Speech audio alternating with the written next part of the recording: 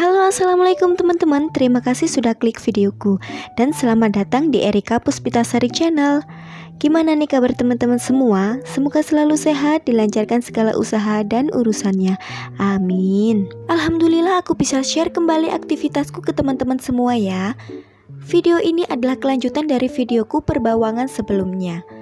Jadi akan berkaitan ya dengan isi video saat ini. Dan kali ini aku mau buat 2 sekaligus bumbu wajib yang harus ada di dapur kita.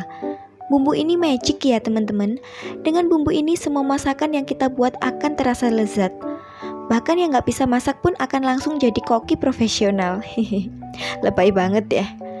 Tapi beneran kok teman-teman, ini itu sangat akan membantu memasak kita di dapur.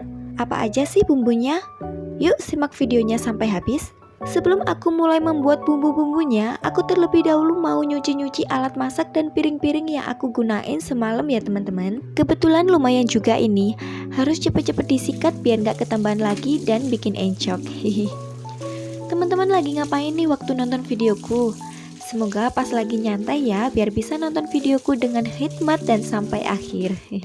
Dan aku juga mau terima kasih buat teman-teman yang udah bantu subscribe, udah bantu komen, dan yang nonton tapi tidak komen, aku juga mengucapkan terima kasih.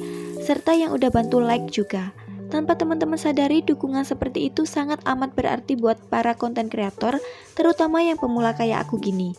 Tapi aku tidak akan memaksa teman-teman ya kalau memang tidak berkenan dan merasa kurang tertarik dengan konten yang aku buat.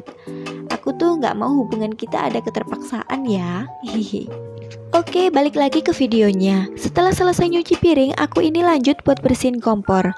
Untuk cairan pembersih ini aku pakai Mr. Muscle ya teman-teman. Nah, ini kita udah mulai ke proses intinya. Jadi pertama-tama aku masak air mendidih untuk mensterilkan wadah yang akan kita gunakan untuk menyimpan bumbu-bumbu yang akan kita buat agar lebih awet. Ini karena bumbunya ada 2 jenis, jadi aku hanya mensterilkan 2 wadah ya teman-teman. Dan kalau bisa usahakan pakai wadah yang penutupnya rapat. Oke, setelah itu kita tiriskan dan tunggu sampai wadahnya kering. Sambil menunggu langsung saja kita ke bumbu pertama yaitu seasoning. Nah, di sini aku ada kaldu ayam, gula, MSG, kemudian ada garam dan juga lada. Setelah itu semua dicampur dan di blender sampai halus. Untuk takarannya aku tulis di kolom deskripsi ya.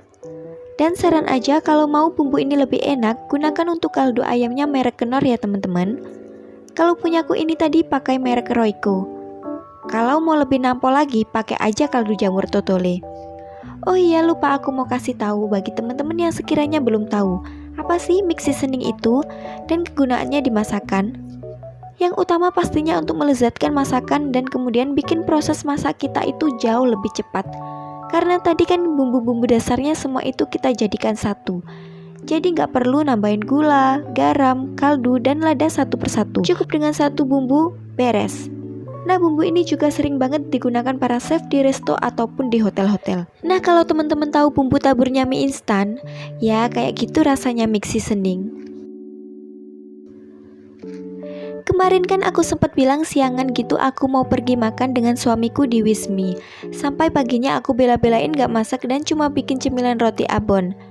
Tapi ternyata suamiku malah ada urusan di tempat kerjanya yang gak memungkinkan bisa makan siang itu. Jadi akhirnya malamnya deh baru bisa berangkat. Kayak gini ya teman-teman tempatnya. Next kita buat bahan yang kedua yaitu minyak ayam. Di sini aku ada minyak pastinya. Kemudian kulit ayam dan tulang-tulangan. Lebih baik semuanya pakai kulit ayam ya teman-teman, biar keluar semua minyak ayamnya jadi bisa lebih sedap. Kemudian untuk komponennya aku ada bawang putih, bawang merah, jahe, kecap ikan, minyak wijen. Dan seperti biasa untuk takaran lengkapnya ada di description box ya teman-teman. Dan untuk mereknya terserah pakai apa aja yang ada atau yang disukai. Dan juga untuk minyak gorengnya tadi harus pakai yang baru dan juga bukan minyak curah. Wajib, soalnya akan mempengaruhi daya simpannya dari minyak ayam atau bajeman bawang ini. Nah, untuk langkah pertama dalam pembuatan minyak ini yaitu kita blender dulu untuk jahenya. Karena untuk jahe ini harus halus ya teman-teman, biar yang nggak begitu suka jahe itu nggak akan terganggu banget oleh teksturnya. Tapi kalau di skip itu juga akan mempengaruhi aroma dari minyak ayam ini. Jadi kita akalin pakai cara seperti ini ya. Dan untuk minyaknya ini kita pakai sedikit demi sedikit untuk memproses setiap komponen yang ada. Lanjut setelah jahe halus, kita blender bawang merah dan putih. Jangan lupa ditambahkan minyak supaya mudah menghaluskannya. Dan untuk teksturnya ini jangan terlalu halus ya teman-teman.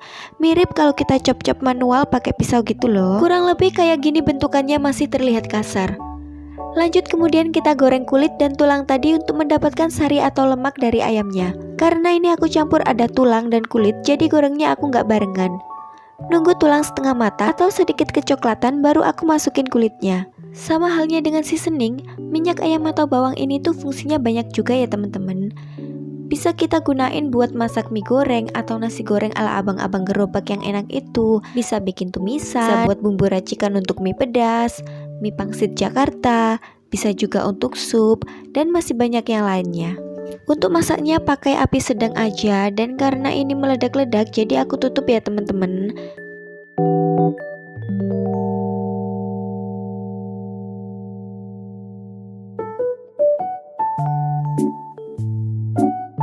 Dan setelah ini matang, kemudian minyak kita tiriskan dan kita diamkan terlebih dahulu supaya minyaknya dingin. Proses pendinginan ini berfungsi saat mixing dengan minyak bawangnya nanti. Soalnya kalau dicampur dalam keadaan panas, maka proses pemasakan bawangnya akan terus berlangsung dan membuat bawang gosong. Nanti teman-teman akan tahu di proses berikutnya ya. Lalu step berikutnya adalah menggoreng bawang-bawangan dan jahe yang sudah kita blender tadi. Untuk menggoreng yang satu ini gunakan api yang sedang cenderung kecil ya teman-teman. Dan harus sering atau selalu diaduk agar tidak gosong. Proses satu ini sangat posesif sekali ya. Sebentar saja kita nggak perhatiin dia, maka dia akan cemburu juga marah. Dan akhirnya gosong. Jadi dia sangat haus perhatian kita ya teman-teman. Nah gorengnya ini nanti jangan sampai warnanya coklat banget ya teman-teman. Cukup dia mulai berubah warna jadi gelap sedikit, langsung saja diangkat. Soalnya meskipun sudah diangkat, tapi proses masaknya itu belum selesai. Jadi biarkan warnanya berubah setelah diangkat. Kalau nunggu coklat baru diangkat, maka nanti akan kematangan dan bawang akan mengeluarkan rasa pahit. Ini adalah alasan kenapa kita dinginkan minyak ayamnya tadi untuk mixing. Soalnya agar tidak memprovokasi bawangnya biar makin panas. Indikasi kalau bawangnya matang itu bisa dilihat dari buih yang ada ya teman-teman. Kalau buihnya tadi sudah hilang, berarti kandungan airnya sudah habis, dan artinya matang dan siap diangkat. Kemudian langkah berikutnya bawang dan minyak dipisahkan dan ditiriskan terlebih dahulu sampai keduanya sama-sama nggak panas karena marahan, baru nanti disatukan lagi. Dan inilah inti dari intinya, yaitu proses mixing perminyakan ini. Jadi setelah semua dingin, kemudian lanjut kita damaikan dengan menyatukan satu dengan lainnya seperti Bhinneka Tunggal Ika. Maaf ya teman-teman kalau agak ngawur gak jelas dubbingnya. Mungkin ini efek ngantuk karena aku ngisi suaranya ini pas jam 12 malam. Pokok ini mulai dari minyak ayam, minyak bawang, minyak wijen, dan kecap ikan kita jadikan satu dan kita pindahkan ke wadah yang sudah kita sterilkan sebelumnya. Dan ingat harus tertutup rapat agar tidak ada bakteri yang masuk ya teman-teman. Ya kita cuma berusaha. Dan alhamdulillah prosesnya selesai ya teman-teman. Selamat mencoba praktek untuk membuat ya. Dijamin akan sangat memudahkan cara memasak kita. Dan jangan lupa yang sudah coba bikin untuk berkomentar di bawah apa aja ya kesan yang dirasakan oleh teman-teman semua. Oke, segini saja videoku kali ini. Semoga dapat menghibur dikala teman-teman istirahat dan dapat memberikan energi positif juga. Terima kasih sudah ditonton videonya sampai habis ya. Jangan lupa subscribe, nyalain juga lonceng notifikasinya biar teman-teman tahu kalau aku ada video baru. Bantu juga buat like dan komen di setiap videoku biar aku tambah semangat bikin kontennya. Dan mohon maaf apabila ada salah-salah kata ya teman-teman. Kalau ada kritik, saran, dan pertanyaan bisa juga ditulis di kolom komentar. Ketemu aku di videoku berikutnya. Wassalamualaikum warahmatullahi wabarakatuh. Bye-bye.